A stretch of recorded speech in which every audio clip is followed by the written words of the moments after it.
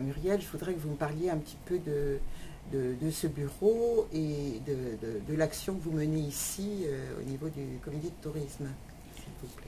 Alors, le bureau de la Martinique pour les États-Unis a été créé sous cette forme au moment de la création du comité martiniquais du tourisme de la Martinique en 2004. Mais il y a une antériorité car il y avait déjà un bureau de promotion du touristique de la Martinique aux États-Unis. euh, et il a commencé par faire uniquement des échanges universitaires, à organiser des échanges universitaires et culturelle entre la Martinique et les États-Unis. Puis aussi à avoir une politique de recherche de bourse dans des universités pour de jeunes étudiants martiniquais méritants et pour ouvrir un peu cette jeunesse à d'autres horizons que celui de la France hexagonale. Je m'occupe des États-Unis, mais je m'occupe de la zone Amérique, ce qu'on appelle la zone Amérique et qui pour nous signifie le marché américain, canadien et brésilien principalement. Déjà, on essaie de développer ces marchés fort potentiels, mais sur lesquels nous n'avons pas les liaisons aériennes qui existent par exemple entre la France et la Martinique. Ça, c'est notre plus grand challenge, c'est d'arriver à désenclaver au niveau de l'aérien notre destination.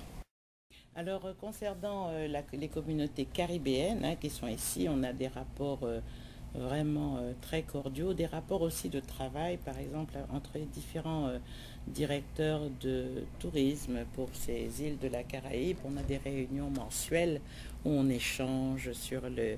Quand on a rencontré un journaliste d'intérêt, on se partage l'information. Il y a vraiment une... On est en compétition, mais il y a sur... Bon, une compétition de fait, mais en réalité, on travaille vraiment ensemble et on partage l'information. Concernant la communauté caribéenne, ce n'est pas une communauté que nous ciblons en termes de marketing. Par contre, la communauté africaine-américaine, noire américaine, oui, nous la ciblons. Et pour ce faire, nous avons développé des actions marketing et de communication précises. On a un très bon, on a d'abord constitué un, une banque de données, je ne sais pas, un database de contacts auquel nous adressons des lettres d'information régulières sur tout ce qui se passe du point de vue culturel et du point de vue de ce qui intéresse la diaspora.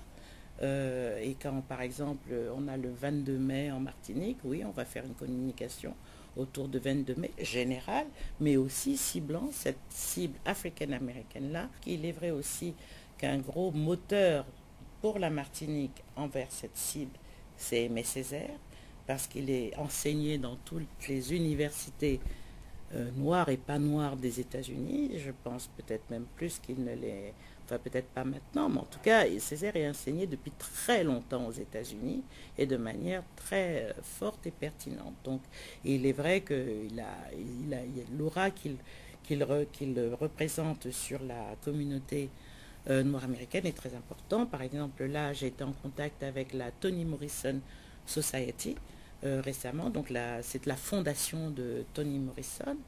La région Martinique m'avait demandé de me rapprocher d'elle pour un projet qu'ils veulent développer autour du centenaire de Césaire. Et vraiment, l'accueil que j'ai reçu en contactant cette fondation a été colossal. Je commençais à expliquer qui était Césaire au téléphone à la directrice de la fondation quand elle m'a cité des pans de son travail, nos contes et les storytelling du sud des États-Unis. Il y a des grosses correspondances là, donc ça les intéresse de les découvrir également en Martinique. Compère Lapin, qui est un des personnages emblématiques de nos contes, c'est Bear Rabbit, du sud noir américain. Donc tout cela, et c'est Luc le lièvre au Sénégal, donc tout cela s'interpénètre et on voit les racines communes. Et effectivement, c'est une communauté que nous allons chercher avec détermination et qui nous reçoit vraiment avec beaucoup d'intérêt. Et alors, en parlant d'autres écrivains, est-ce que, parce que moi j'ai eu l'impression, en fait ça date peut-être de ma jeunesse, que Frantz Fanon était aussi extrêmement connu ici, j'ai l'impression que moins Édouard Glissant, qui pourtant a enseigné aux États-Unis, dans le sud des États-Unis, je crois. Hein. Est-ce que vous pouvez m'en dire quelque chose de ce... Oui, mais Fanon est absolument reconnu, identifié aux États-Unis. Alors qu'il n'est pas du tout en France. Mais je pense qu'ici, aux États-Unis, j'ai été très surprise en arrivant ici, quand j'ai vu ce que... Vous savez, les auteurs francophones, comme on les appelle ici, les auteurs francophones. Mais les auteurs francophones, la francophonie est beaucoup plus dynamique ici qu'elle ne l'est en France. On connaît beaucoup plus d'auteurs antillais ici qu'en France. Chamoiseau est très connu ici. Glissant, oui, Glissant, bon, peut-être un peu plus par une élite universitaire. Vous voyez, Glissant n'a pas passé, n'est pas, disons, pas vulgarisé, mais vous voyez, c'est plutôt plus élitiste, un peu à mon sens, hein, mais il est connu ici, il a enseigné non seulement dans le sud à Bâton Rouge, mais il a également ici enseigné à New York au Graduate Center. Un auteur comme Maryse Condé, qui a enseigné ici aussi à Columbia University.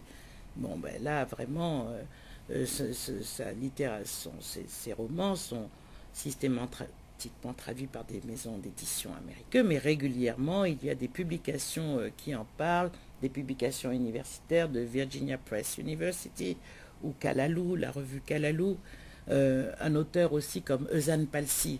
C'est également un vecteur pour nous quand on va chercher cette communauté noire américaine. Vous voyez là, sur mon bureau, il y a cette affiche sur une rétrospective des films d'Eusanne Palsy, organisée l'année dernière, à laquelle nous avons participé. Je parle du bureau, au MoMA. Et ben elle-même disait, ben, c'est la première fois qu'on fait une rétrospective de mon travail. Et on le fait à New York.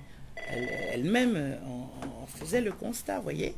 Donc, elle aussi, c'est un grand vecteur, parce qu'elle est considérée aux États-Unis comme la première femme noire à avoir fait un film à Hollywood. Il n'y en a toujours pas après elle, une femme noire ayant fait un film à Hollywood avec Donald Sutherland, Marlon Brando. C'est quand même pas rien. Bon, bah c'est elle. Et l'hommage qu'on lui a rendu au MoMA était vraiment remarquable. C'était touchant, c'était incroyable. La petite fille Mel Wiltor, bon, elle est de parents tous les deux martiniquais. La mère est de Basse-Pointe, le père est du Lorrain, donc nous sommes des gens du nord de la Martinique.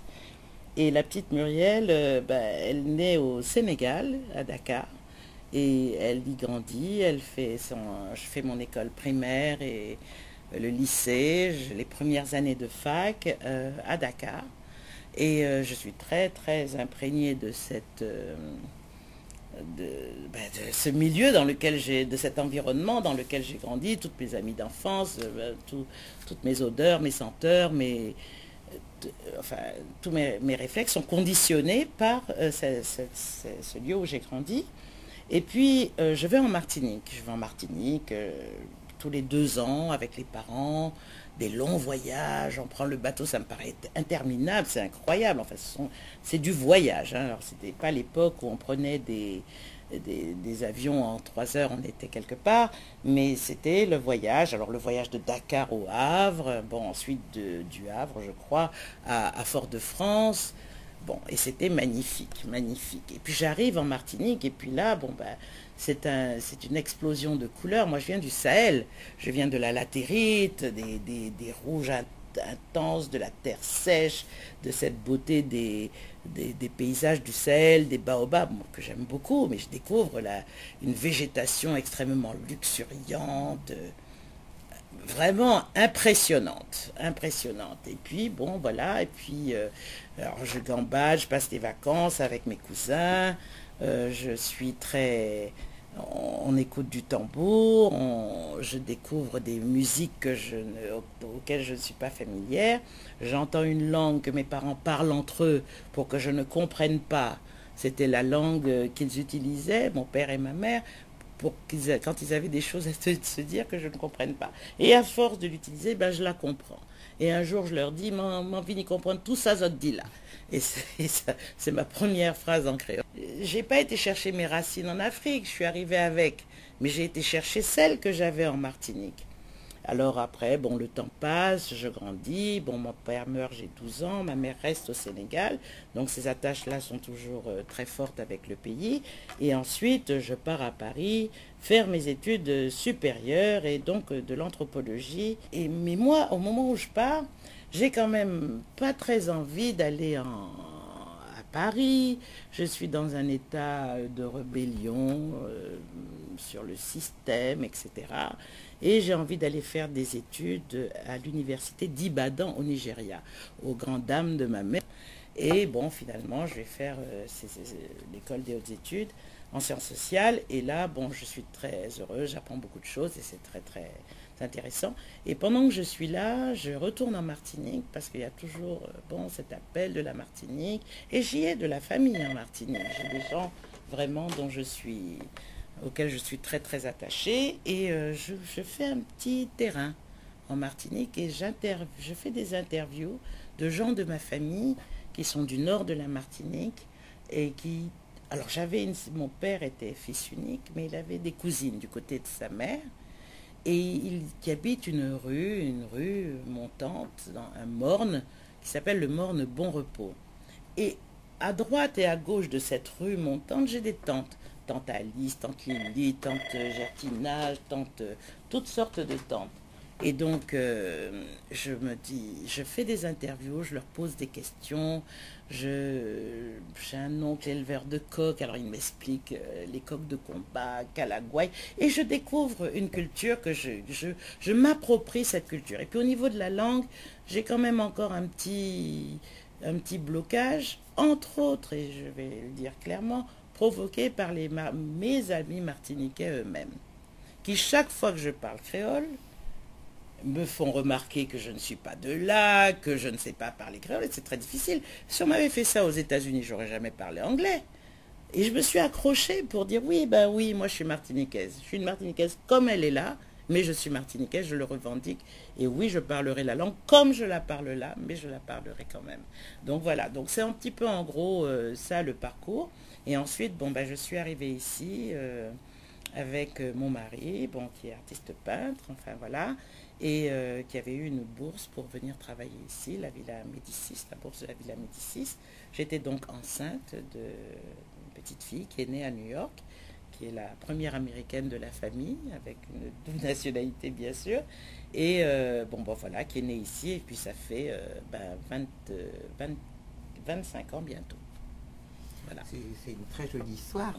C'est une très jolie histoire. C'est une histoire quand même qui est au-delà des mers. Hein. Oui, au-delà des mers, et puis qui est quand même liée à toute l'histoire de la Martinique, c'est-à-dire le départ avec les parents. Je suppose que vous avez un père qui était ou militaire ou fonctionnaire. Comment vous voyez votre avenir alors? Est-ce que c'est un avenir américain, puisque vous me dites que vous avez votre petite fille ici, ou alors il y a cette notion maintenant où on est de partout, on est de nulle part, enfin d'une certaine manière. Comment vous vous situez par rapport à cette problématique-là? Écoutez, j'ai pour habitude de dire que je suis assise entre 4 chaises et que c'est ma place. J'ai accepté que ce soit ma place parce qu'à un moment, il fallait que j'appartienne à l'une ou à l'autre chaise. Et ben, j'ai compris que là, je ne pourrais pas résoudre cette équation-là. Et c'est une très bonne question que vous me posez. De temps en temps, je me la pose. Et oui, je me vois en Martinique, tranquille, sur la terrasse, là, comme ça, tranquille. Et puis des fois, je me vois à New York, toujours. C'est très difficile à déterminer, donc je pense que je vais me laisser porter par le flot du moment, quand le moment viendra. Mais je pense que les attaches avec la Martinique et avec New York resteront. Du fait que ma fille y est, qu'elle est maintenant, elle a pratiquement terminé ses études supérieures, mais je pense que cet enfant est d'abord new-yorkaise. Je ne dis pas américaine, mais d'abord new-yorkaise. C'est encore différent. Elle parle le créole? Elle le comprend, elle le comprend. Elle ne le parle pas, sauf pour dire quelques petites phrases, comme pour le Wolof.